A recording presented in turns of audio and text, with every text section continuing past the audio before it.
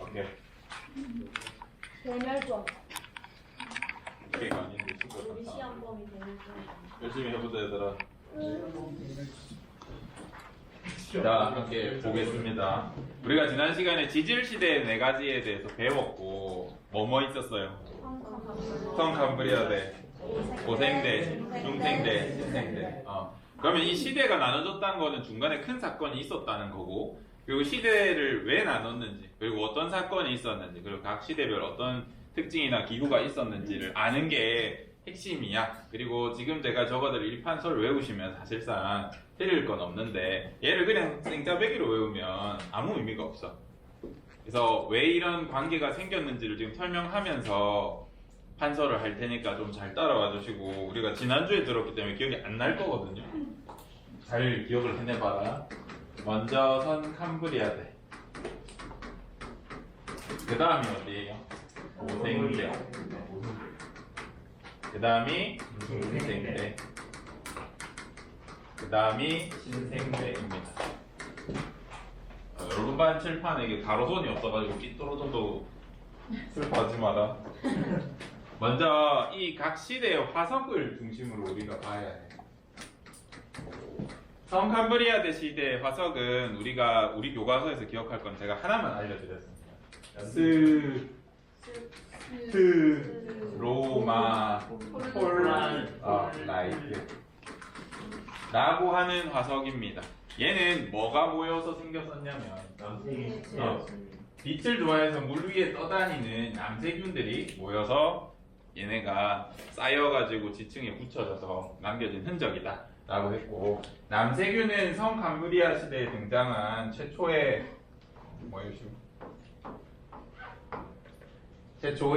광합성 생명체라서 너무 중요하다라고 했습니다.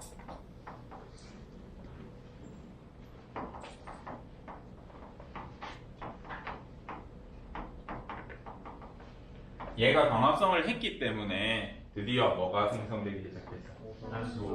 산소가 발생하기 시작했습니다.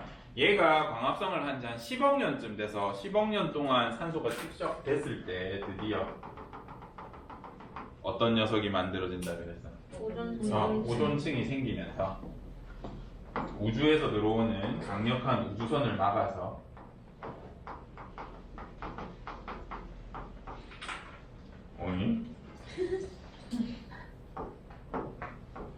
드디어 어떤 생물이 출현하기 유리해졌어요? 육지 생물이 드디어 출현하게 됩니다. 조건이 만들어집니다. 자, 그러면 고생대에는 육지 생물이 드디어 출현했기 때문에 주생물은 육지 생물은 아닙니다. 대부분 바다 생물이긴 한데, 그래도 우리가 몇 가지 화석들을 기억할 수 있는 게 있습니다. 어떤 화석 꼭 기억해야 되세요? 삼엽충이라고 하는 거. 생긴 것도 기억하셔야 됩니다. 그 다음에 아는 거 있어요? 갑주어. 그 다음에 필석은 서비스로 하나 알아두시면 좋고, 시험에는 안 낼게요. 필석이라는 게 있는데, 사진을 제가 보여드렸는지 모르겠지만 마치 한문을 뭔가 적어 놓은 것처럼, 획을 그어 놓은 것처럼 생겼는데, 알고 보니까 이게 고생대 화석이었습니다. 옛날 사람들은 고대인들이 적은 어떤 흔적인 줄 알았어. 상용 문자인 줄 알았어. 그래서 이름이 필석이야.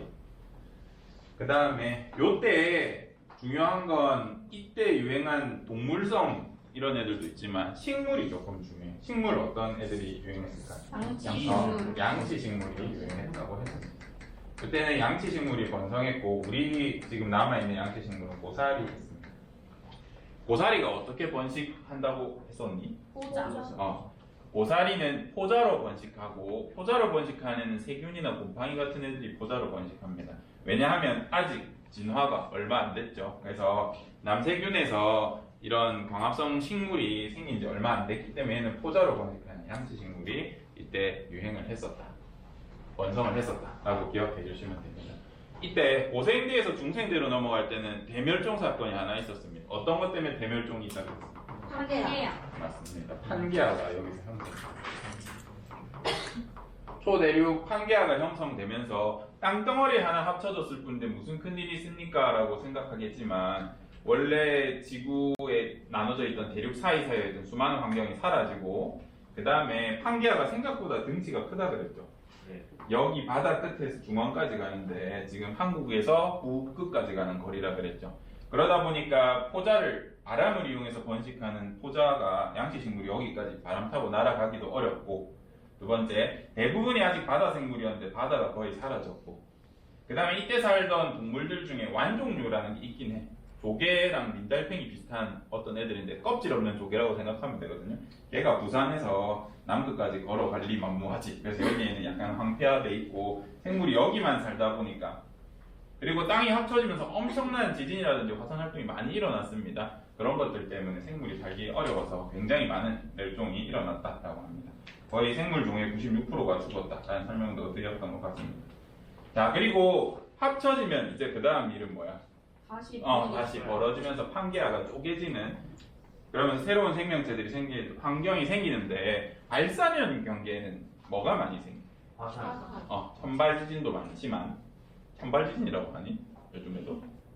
심층부 지진 말고 좀 겉에서, 표층에서 이루어지는 지표에서 지진이 조금 많이 일어나고요. 화산이 많이 발생해. 화산이 안에 있는 멘틀 대류에 의해서 지구 내부에 있는 기체가 많이 뿜어져 나오다 보니까 중생되는 특징이 온난해.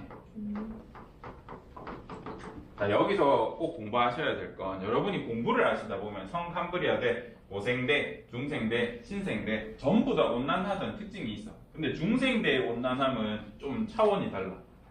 한 번도 추운 적이 없어. 일정 온도 이상으로 안 떨어집니다. 이하로.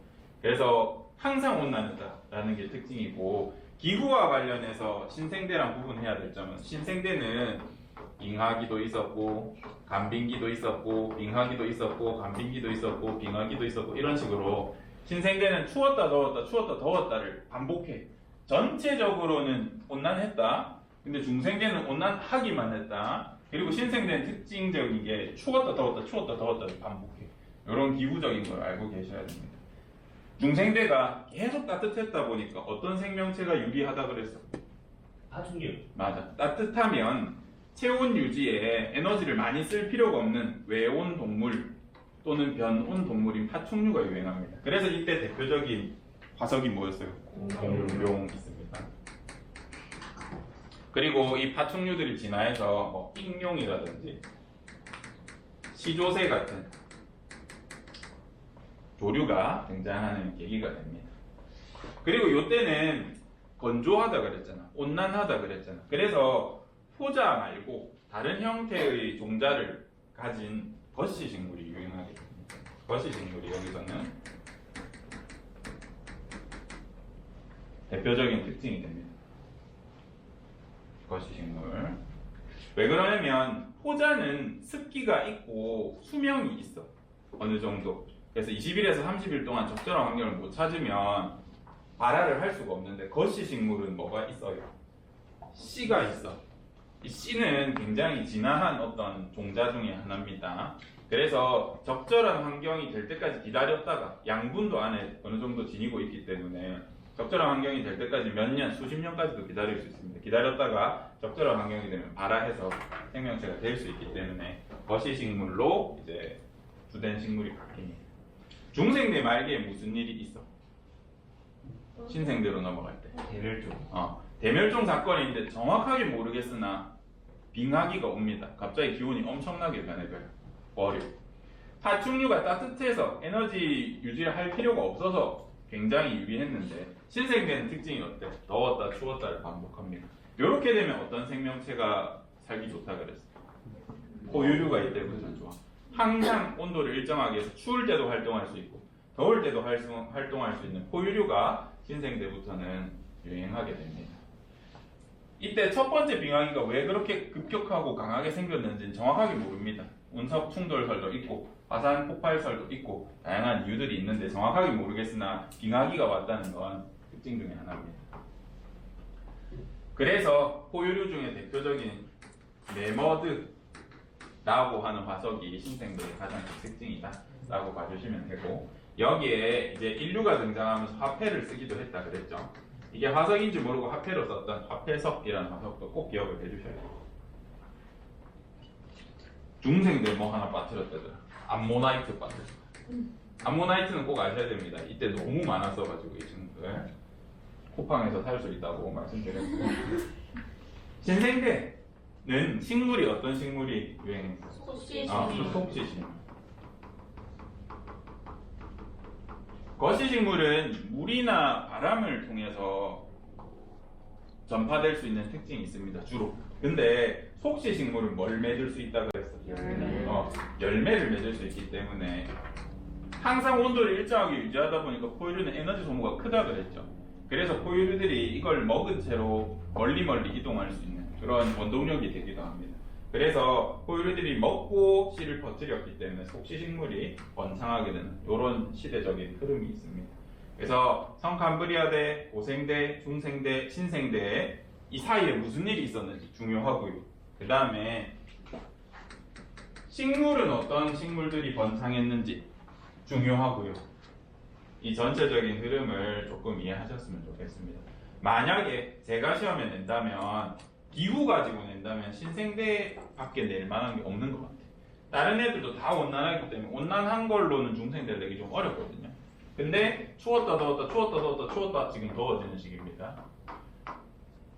요거를 확실하게 할 수 있는 건 신생대밖에 없어서 만약에 기후로 낸다라고 하면 모의고사에서도 아마 신생대가 나오지 않을까라는 생각이 듭니다. 기후로 낸다 그러면 나머지 것들은 충분히 낼 만한 가치가 있어서 이렇게 설명을 드렸습니다. 저는 교과서에 있는 내용 위주로 설명드렸는데 실제로 공부하시면 다양한 화석이라든지 사건들이 많아. 그것까지 하실 필요는 없고 요거라도 하라는 말씀입니다. 알겠죠? 네, 정리는 여기는 이렇게 해서 넘어가겠습니다. 지금 제가 설명드리면서 이렇게 됐다 저렇게 됐다 하는 걸 조금 연습을 스스로 설명할 수 있게 해주시면 좋겠습니다. 자, 여기 파트에서 이런 문항도 나올 겁니다. 나중에 모의고사에서 아무 설명 안 주고 이 시대 어느 시대야 했을 때 맞힐 수 있어야 돼. 뭐 보고 할 수 있어. 포유류나 고래도 보이죠. 여기 메머드 같은 코끼리 같은 거 보이죠. 신생대구나. 여기는 익룡이라든지 공룡들 보이니까 암모나이트 보이니까 중생대다. 이런 거 판별할 수 있으면 되겠습니다. 여기 줄 한번 쳐볼까요? 지금은 멸종해서 볼 수 없다. 이때 갑작스럽게 변화해서 짧은 기간 동안 갑자기 멸종하는 걸 대멸종이라고 합니다. 여러 번의 대멸종이 있었는데 5번 있었다고 하는데 그것까지 기억할 필요는 없고요.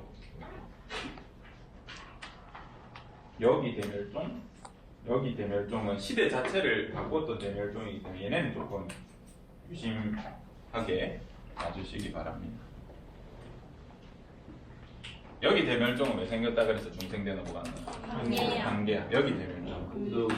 빙하기가 왔다라고 했고 여기 고생대 맨 앞에 갑자기 생물이 없다 확 늘어난 여기 어떤 시기라고 했는지 기억나? 캄브리아. 여기가 캄브리아기라서 이때 생명체가 워낙 많이 발생하다 보니까 이 앞에는 사실 화석 증거 같은 것도 거의 없어. 그래서 퉁쳐서 뭐라 불렀어?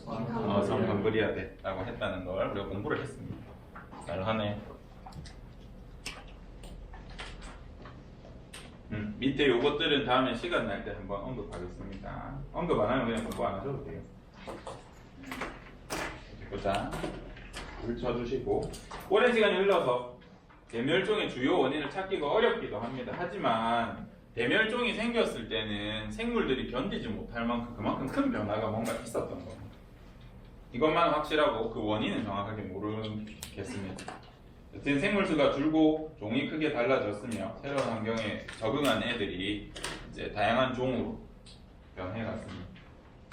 환경 변화가 다양할수록 종이 점점 많이 생겼고 그 원동력은 우리가 다음 차시에서 배울 겁니다. 요거 어느 시대게? 고생대. 이거 자세히 보면 갑주어 보입니다. 요거 어느 시대야? 암모나이트 보고 판단하시면 됩니다. 이렇게 물어볼 수 있다고. 그래서 꼭 기억해야 될 애들은 기억해야 돼. 그리고 갑주어도 잘 안 보이지만 뭐 제가 시험에 낸다면 자세히 보이게 해놨겠죠. 갑주어밖에 안 가르쳐줬으니까. 인트 가지고 판단을 하셔야 돼요. 넘어가겠습니다. 5분간 휴식.